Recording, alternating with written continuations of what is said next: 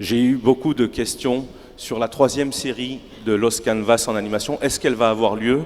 Donc je demande à nos deux invités de répondre aux questions. 機会があればいいなと思いますけど、はい、C'est vrai que j'aimerais bien participer à la troisième saison.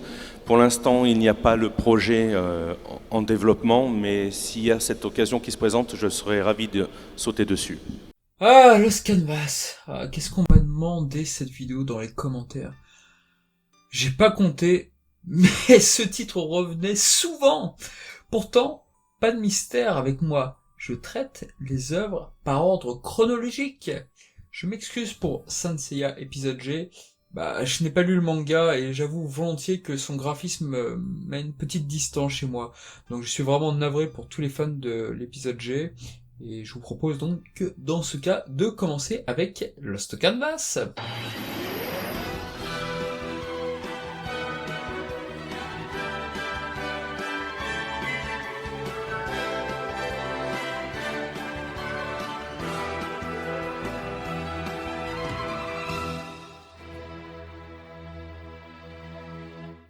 Lost Canvas, un titre qui dispose d'une aura très particulière en Europe. Oui, ce n'est pas un secret pour personne, ce titre est assez populaire sur la licence chez nous.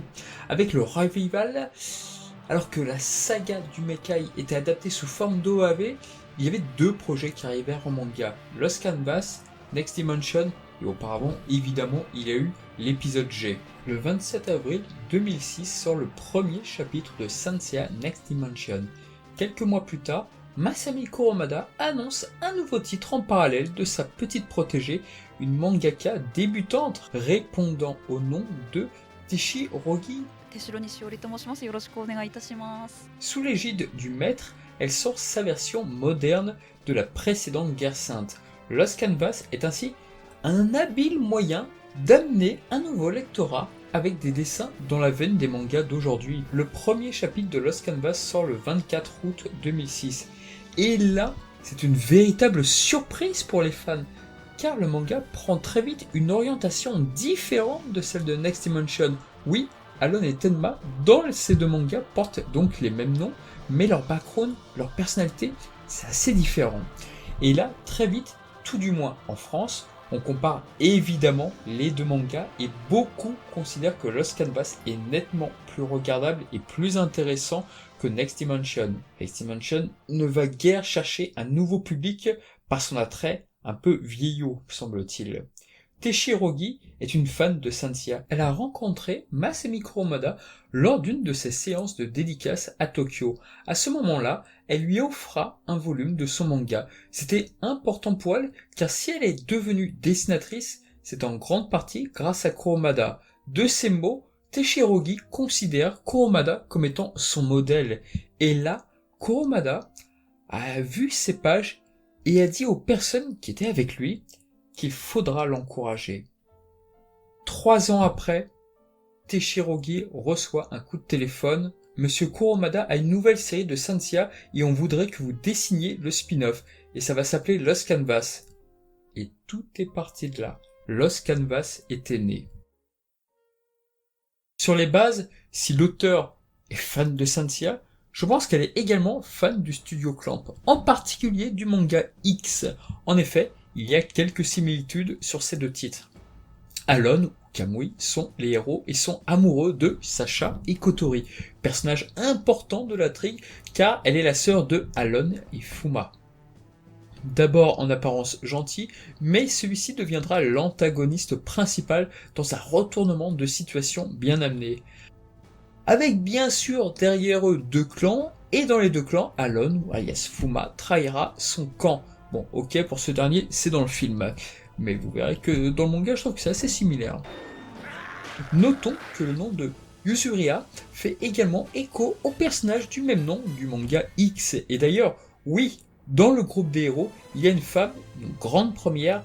Yuzuriha n'est pas du tout un boulet qu'il faut sans cesse secourir, mais elle est clairement identifiée comme une femme forte et perspicace.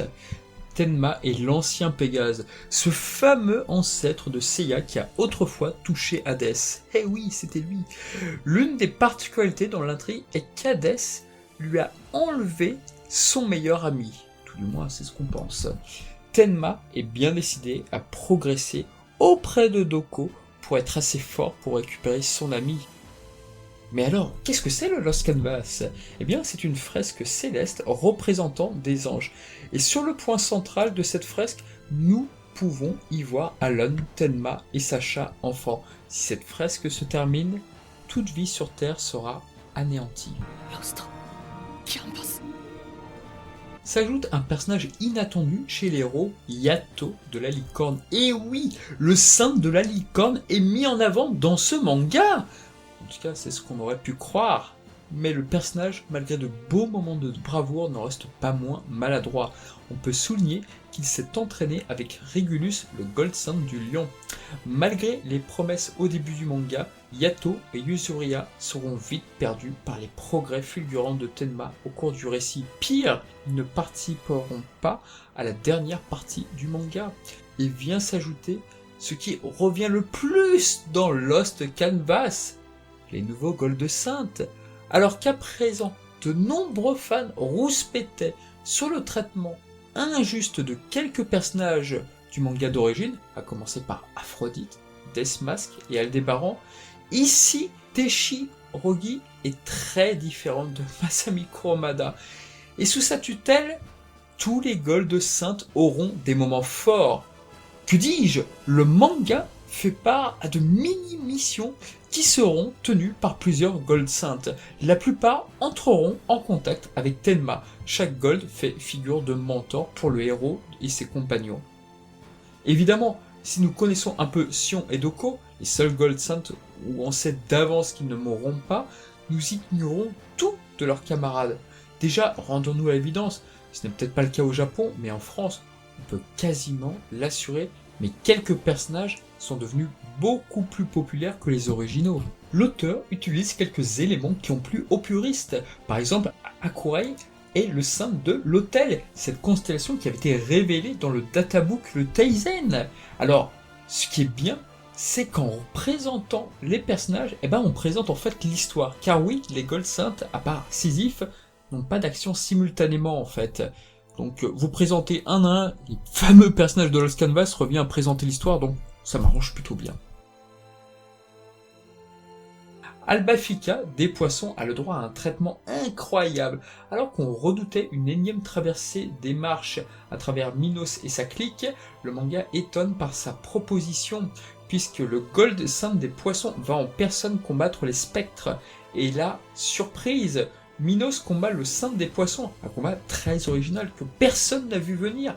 La première fois, on est en admiration devant le sacrifice d'Albafika, personnage qui détient du poison en lui, l'empêchant de nouer des liens. Avec la mort héroïque d'Albafika, le manga frappe un grand coup, car il a offert quelque chose aux fans qui n'existe pas, mettre en valeur un personnage qui ne l'avait jamais été jadis. Et oui, forcément, ça marque. Asmita, oui, surprise, dans le signe de la Vierge est apprécié par beaucoup de fans, mais le rôle d'Asmita sera important car avec sa mort, son rosaire empêchera la résurrection des spectres. Car oui, dans Lost Canvas, les spectres ressuscitent, tandis que dans le manga d'origine, absolument pas, et semble-t-il que les spectres avaient été trompés par Hadès justement, qu'il s'agissait peut-être d'une fausse promesse selon Shaka. Asmita, à l'instar de Shaka, se montre particulièrement bon sur la torture. La grande différence avec Shaka, c'est qu'Asmita doute profondément du camp à choisir. Une idée qui sera néanmoins contredite dans son manga Chronicle. Rasgado du Taureau, qui fait aussi bonne sensation, et ce via son combat très disputé face au mystérieux Kagao, spectre énigmatique qui est dévoué corps et âme à Hadès. Probablement l'une des meilleures créations des spectres de l'auteur. De par sa bravoure et ses exploits, Rasgado est bien considéré, ce personnage faisant même douter Kagao. Brièvement blessé, il est toutefois achevé par des spectres moins importants. On sait enfin quelles sont les techniques de Cube. Oui, je sais, c'est un spectre mineur, ça n'intéresse pas beaucoup d'autres personnes, mais moi ça m'intéressait. Pour l'humaniser encore mieux, ce chevalier des taureaux, il dispose de 3 disciples avec lui, ce qui permet de l'humaniser encore mieux. Et Kagao, qui à ce moment-là cherchait une raison sur laquelle il peut se battre, eh bien il ne sera pas insensible à cet élément-là. Manigolto est différent. L'utilisation du pouvoir du Sekishiki Mekai Hai ne manque pas d'originalité face au spectre Veronica, un nom qui pourrait être une allusion à Code Veronica via Resident Evil. Le personnage qui double d'ailleurs Veronica, c'est le savoureux Takehito Koyatsu, la voix de Radamant dans les OAV de la Toei.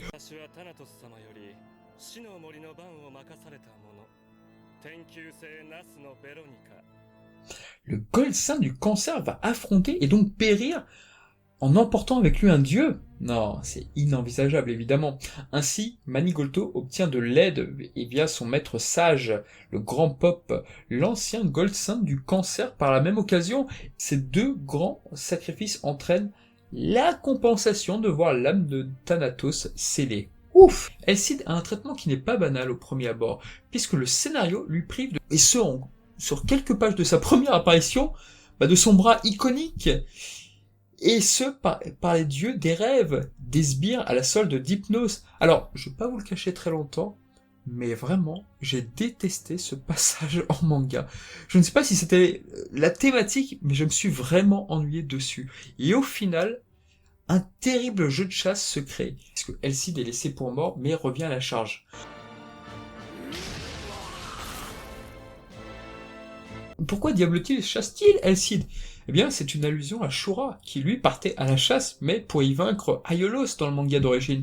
En parlant d'Aiolos, Elcid est chargé de secourir Sisyphe, le chevalier du Sagittaire. En effet, son âme a été emprisonnée par Hypnos. Sisyphe doit donc sa vie à Elcid. Oui, le côté miroir est là. C'est un peu gros, à vous de voir. Oneros est le dernier boss, et pour son combat ultime, il fait fusionner les surplices de ses défunts compagnons. Oui, ce qui fait très Transformer. Mais bon, ça passe. Le résultat n'est pas non plus catastrophique. D'ailleurs, dans la série Shurato, on avait déjà vu ce procédé avec un des personnages.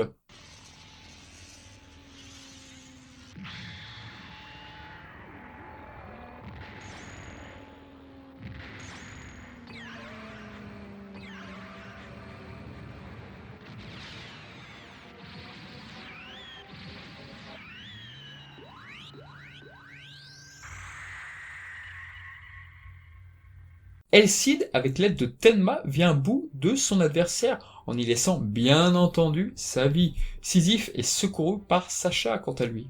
Il est temps de se lancer à un assaut. Hakurai est bien décidé à reprendre le flambeau. Il parvient à faire aussi bien que son frère, puisqu'il l'enferme Hypnos, mais il est tué aussitôt par Hadès. Cette bataille, voilà l'occasion de voir Tenma combattre avec son maître Doko. La bataille fait une pause puisque Sacha envoie Degel du Verseau au Blue Grad. Manifestement, le pouvoir de Poséidon pourrait stopper le Lost Canvas. Et là, surprise, Teshirogi fait intervenir deux Golds simultanément.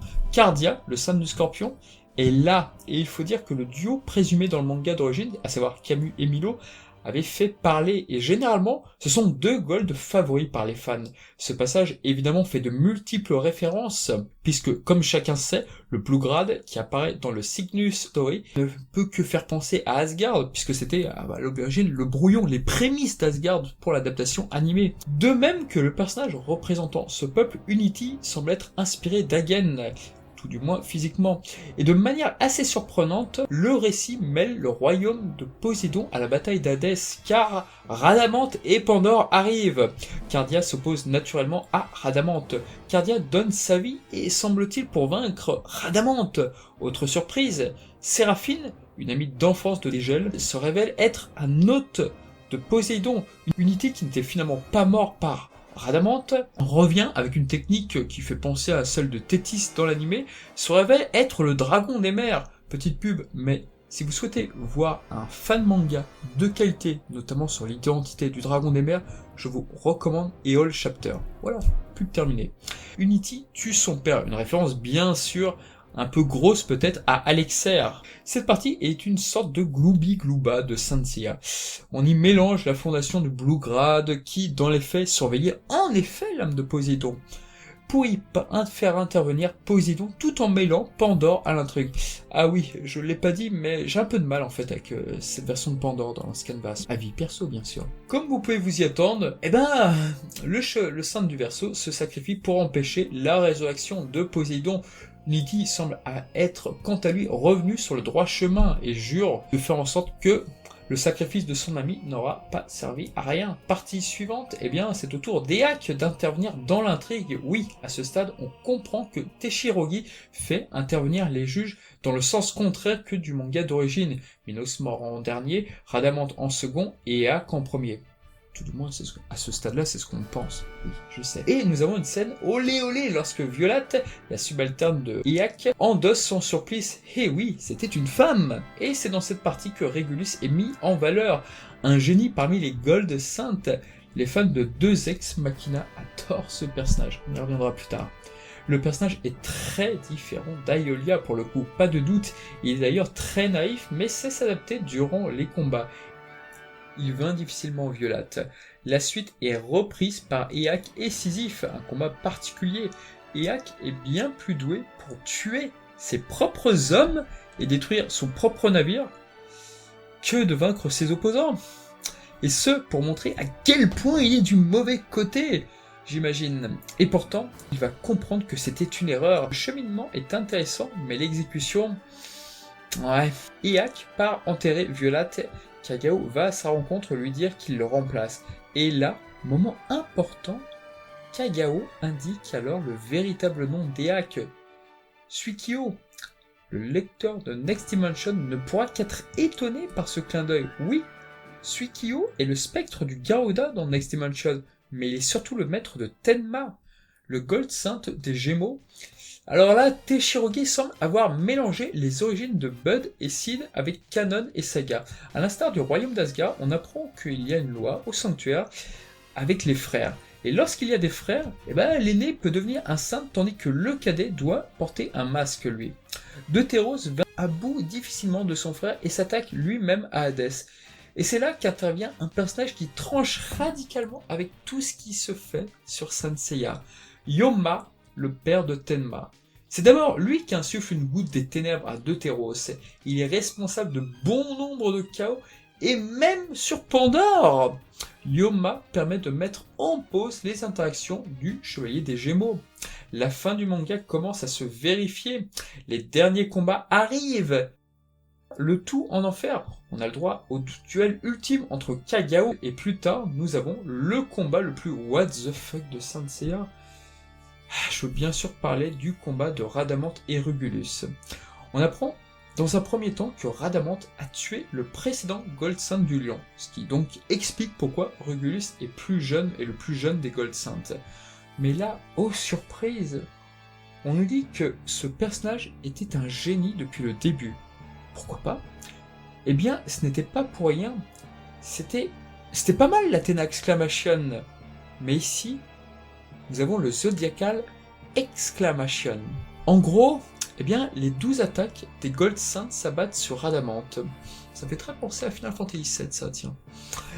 Mais l'utilisateur, il laisse sa vie. Ouf. Du moins, c'est ce qu'on pensait. Et plus incroyable encore, Radamante est encore vivant, malgré tout. Bon, cela dit, je crois comprendre où voulait en venir l'auteur. Parce qu'en effet, Minos se prend une attaque assez similaire en réalité dans le manga d'origine, lorsque les Chevaliers d'Or détruisent le mur des Lamentations. Rugulus, sans sa clause, décoche malgré tout un coup final. Oui, sans sa clause, comme avec Akanon.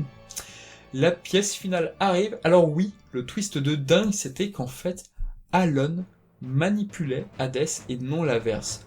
Pandore fut l'une des premières à le comprendre. Radamante prend part à la trahison et meurt.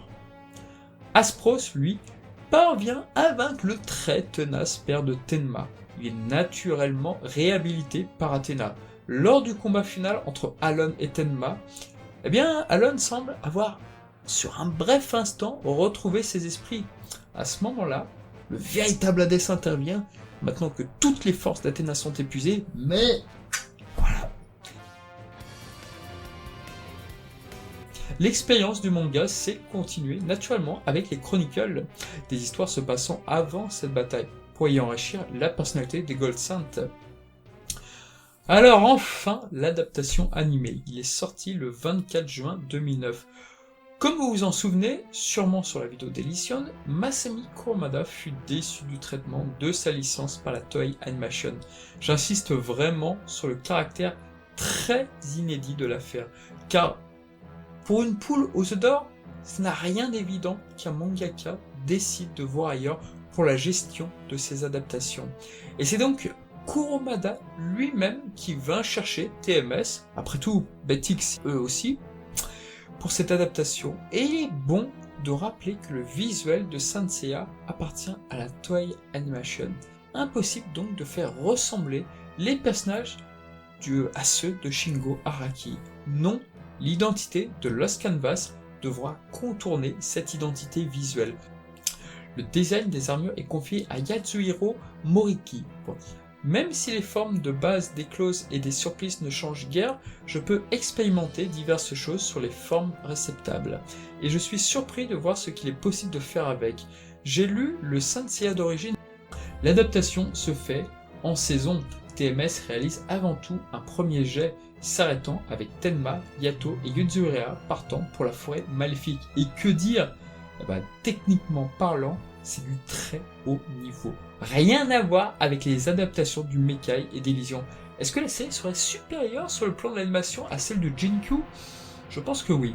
L'adaptation va à l'essentiel du manga. Le rythme est excellent. Et mieux, il corrige et améliore le manga. L'adaptation ayant été faite alors que le manga, lui, continuait son petit bonhomme de chemin via le tome 15. TMS avait donc quelques éléments pour enrichir les personnages. Par exemple, Violette, qui apparaît furtivement, est incarnée par une femme, Takako Honda, et donne cette ambiguïté. Teshirogi participe pleinement à cette adaptation. Et oui, c'est un message fort que donnent Kurumada et Teshirogi. Leur opinion compte pour la TMS, et ils ne sont pas mis sur le banc. Un message fort qui en dit long sur ce qui s'est passé avec la Toei Animation à travers le Tenkaichen et les adaptations qui suivèrent. Les musiques cette fois sont de Kaoru Wada, bien connu par les fans de Ninja Scroll. La réalisation est confiée à un vétéran, Osamu Nabeshiwa.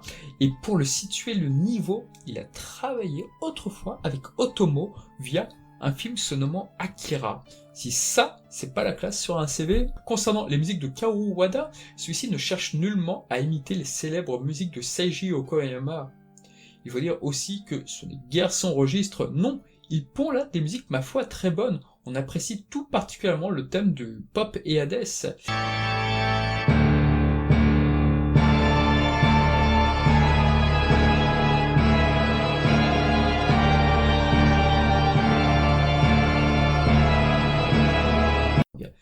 Et plus discret, et pourtant il a fait l'objet d'une musique, c'est le Death Messenger, le thème accompagnant l'attaque de Cube. Une musique aussi courte qu'irrésistible.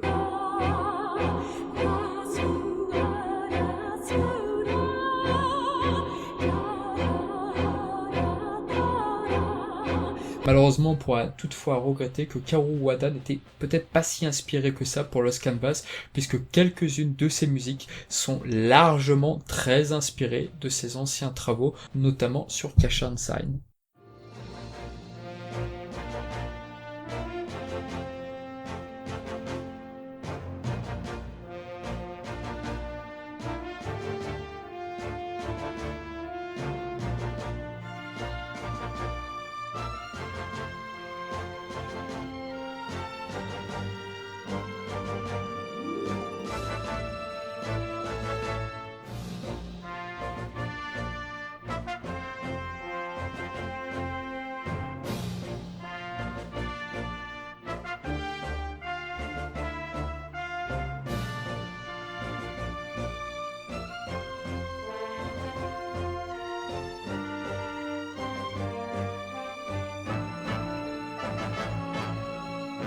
Les livres des Blu-ray sont très intéressants car en plus de révéler l'implication de Teshirogi, cela nous indique les quelques scènes clés supplémentaires.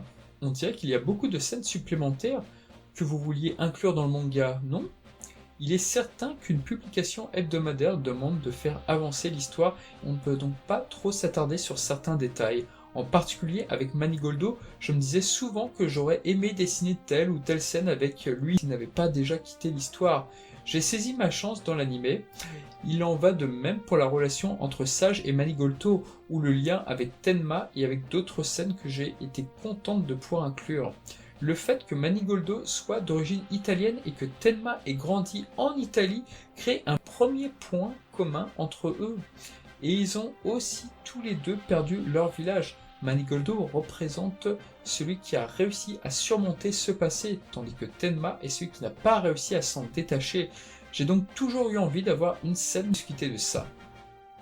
Et d'ailleurs, même si j'avance un peu, mais dans le manga, on pouvait voir furtivement des disciples d'Elcide tués en quelques cases. Ici, dans les OAV, ils apparaissent, de quoi largement approfondir ces personnages si chers au sein du Capricorne. Et à ce propos, je vous ai dit que l'arc avec les dieux du sommeil m'indifférait dans le manga. Eh bien, dans l'adaptation des OAV, c'est le contraire. TMS a réussi l'exploit, pour moi, d'améliorer grandement une partie que, limite, je détestais. Par exemple, on sait comment Yato et Yuzuriha se font avoir, et mention spéciale à la réalisation de dingue qu'accompagne le court mais génial combat Elcide versus Phantasos. C'est parfait pour moi.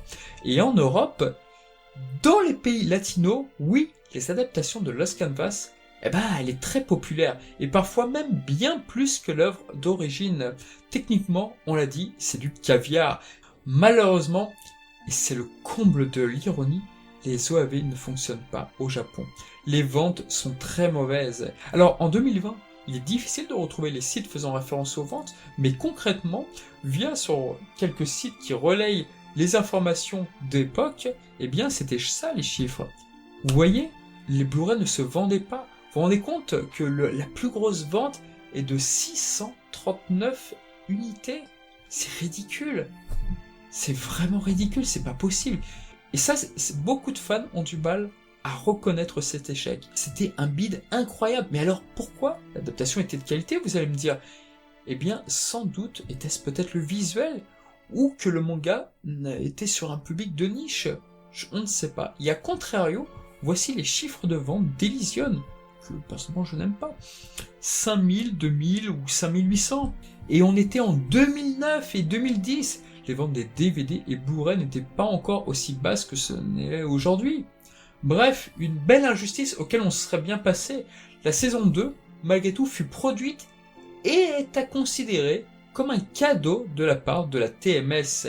Aujourd'hui, TMS n'a sans doute pas renouvelé les droits.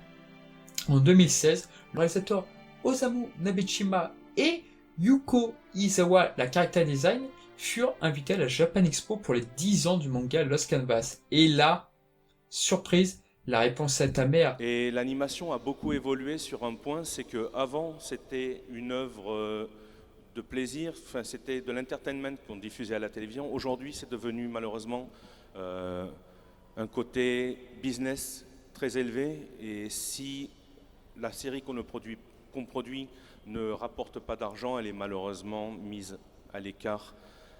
C'est donc le gros problème que malheureusement je regrette aujourd'hui. Sur la 3e série de Lost Canvas en animation, est-ce qu'elle va avoir lieu? Donc je demande à nos 2 invités de répondre aux questions. 第3期はやりたいんですけど、なかなか難しくて、機会があればいいなと思いますけど。はい。C'est vrai que j'aimerais bien participer à la 3e saison. Pour l'instant, il n'y a pas le projet en développement, mais s'il y a cette occasion qui se présente, je serais ravi de sauter dessus. Néanmoins, le réalisateur fut touché par le public et les fans du salon. Les fans en Europe sont déçus. Et pire, on a le droit à des théories indiquant que c'est Masami Kurumada qui aurait demandé l'arrêt. Et pourquoi donc des gens pensent ça? Les analyses sont souvent ultra manichéennes, je trouve. Parce que oui, entre Lost Canvas et Next Dimension, les critiques sont acerbes envers le manga de Kurumada et son manga donc Next Dimension, jugé vieillot, apportant un effet de déjà-vu. Bref, nous aurons donc 26 épisodes, ni plus ni moins sur Lost Canvas. Aucun projet, il n'y a aucune rumeur qui indique que les choses pourraient bouger, malheureusement. Et je doute que TMS ait envie de s'y replonger vu ce fiasco. Ceci arrange grandement la Toei Animation, ça c'est sûr. Aujourd'hui, sur une plateforme telle que Netflix, avec les nombreux fans étrangers, oui, ça pourrait peut-être marcher. Ça, peut-être sous un autre format, parce que le DVD Blu-ray, non, c'est plus possible, ça ne pourra pas marcher, en plus du piratage. Donc oui, c'est très dommage. Alors cette partie-là que je vais indiquer n'est pas du tout enregistrée, il n'y a pas de texte, c'est de la pure improvisation, mais si peut-être que ma voix compte pour vous, je ne sais pas, mais s'il vous plaît, lorsque vous voyez des commentaires, parce que je le vois le bashing chaque jour, que ce soit sur Twitter, que ce soit sur Facebook, je le vois chaque jour, s'il vous plaît, arrêtez d'écouter des personnes qui vous diront que Lost Canvas s'est arrêté à cause de Masami Kurumada. Je sais bien que c'est injuste, je sais bien que Lost Canvas, adaptation animée, elle est très belle, elle est très bien réalisée, les chiffres que je vous ai sortis précédemment sur les ventes des DVD Blu-ray collent à merveille par rapport à la situation qui est énoncée. Donc, si ma voix peut compter, ou si cette vidéo peut être utile,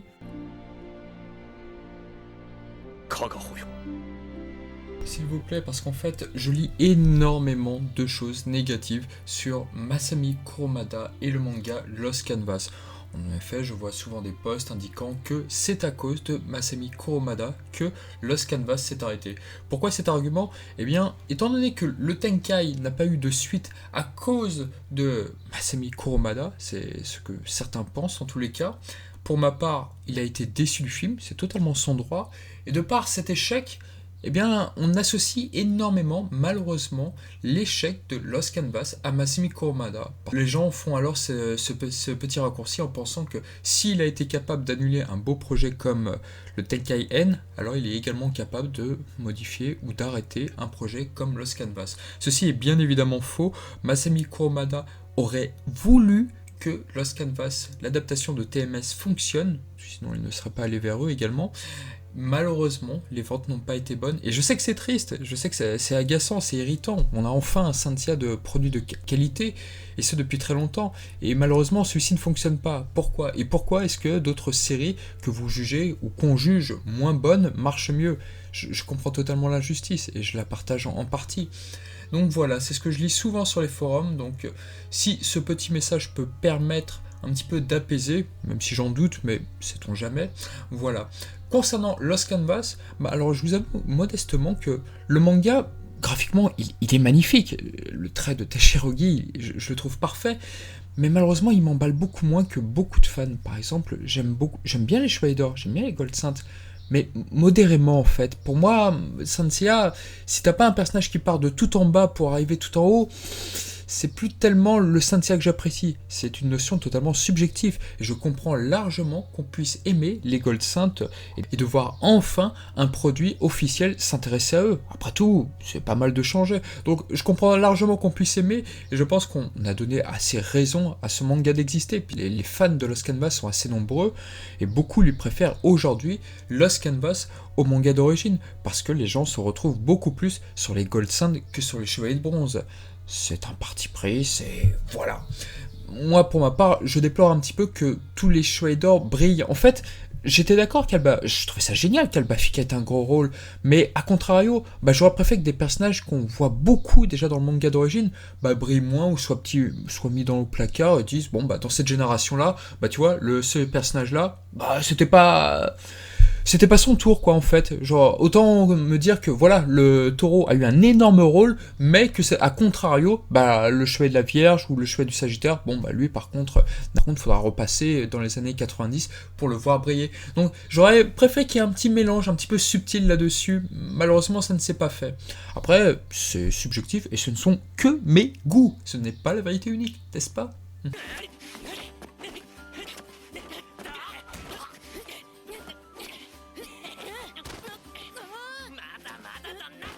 Néanmoins, sur la fin du manga, il y a quand même quelques signes évidents que la fin de Lost Canvas a été quelque peu expédiée, notamment par le fait que l'une des maisons démoniaques, à savoir celle de Neptune, qui devait vraisemblablement être gardée par Tokusa, elle a été purement et simplement zappée, sans la moindre explication.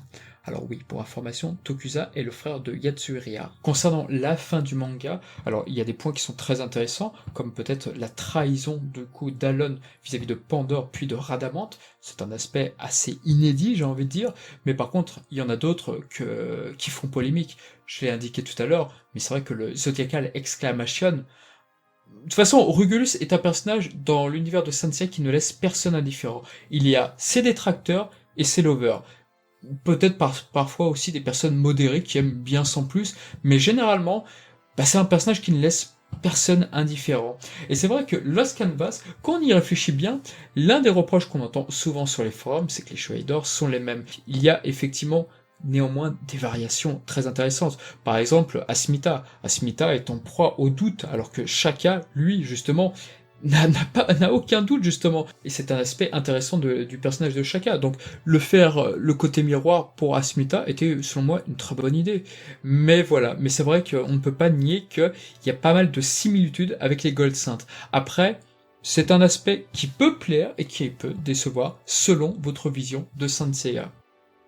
Et vous voyez, eh bien, curieusement, j'attaque un petit peu Lost Canvas sur quelques points qui m'ont un peu déçu, mais l'animé, je n'ai aucun reproche à lui faire. L'adaptation de TMS, je n'ai aucun reproche à faire, parce que, à l'instar du manga d'origine de Masami Kurumada, avec l'adaptation de la Toei Animation, eh bien, je préfère largement les adaptations des OAV de TMS au manga d'origine.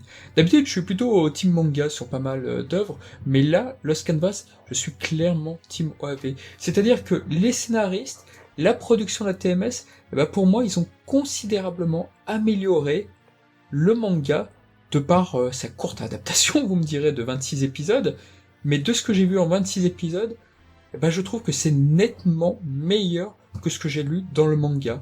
Et c'est peut-être pour ça que je suis, comme vous, déçu qu'il n'y ait pas eu de saison 3, tout simplement parce que si l'adaptation en OAV, elle a pu sublimer une partie dont vraiment je n'aimais pas du tout en manga, la forêt maléfique, mais vraiment j'ai vraiment beaucoup de difficultés à relire ce passage, eh bien, je me dis, au final, qu'est-ce qu'aurait pu faire TMS avec les parties que j'aime encore moins dans le manga après?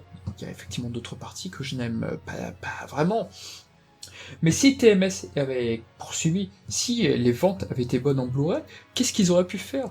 Par exemple, avec le père de Tenma, qu'est-ce qu'ils auraient été capables de faire, de produire, pour donner une cohérence, de même pour le frère de Yasuhira? Je suis persuadé qu'ils auraient largement et facilement pu l'inclure, eux, TMS, avec toutes les informations qu'ils avaient sur lui. Donc voilà, c'est toujours une profonde injustice pour moi qu'il n'y ait pas eu de saison 3, de saison 4, de saison 5 pour Lost Canvas, parce qu'à chaque fois, je me dis, oui, en fait, les gars, vous avez rendu pour moi meilleure une histoire avec laquelle j'avais vraiment du mal à lire. Donc, rien que pour ça, je ne peux qu'applaudir le travail établi par TMS, et je trouve ça, oui, je suis d'accord avec votre combat, je trouve que c'est vraiment très dommage que ce n'ait pas pu aller plus loin, je trouve ça très dommage que les ventes aient été mauvaises. Donc voilà, si vous aimez Saint Seiya Lost Canvas, continuez à apprécier ce manga.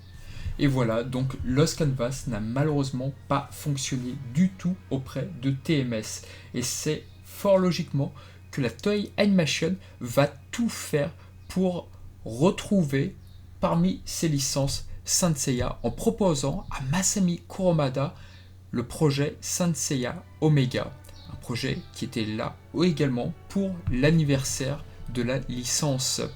Il s'agissait pour la Toei Animation d'un projet très important car il voulait rassurer le mangaka que sa licence était entre de bonnes mains. Est-ce que c'est un projet fort pour vous?